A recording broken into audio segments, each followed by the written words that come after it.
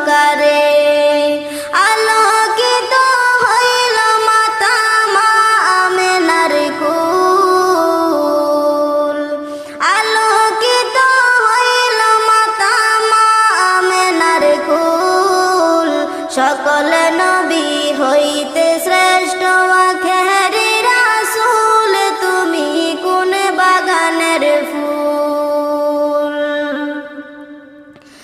দু জাহানের বাদশা নবী পাইয়া সুখবর, হুর ফেরেশতা আসলেন ভবে মা আমিনার ঘর। দু জাহানের বাদশা নবী পাইয়া সুখবর,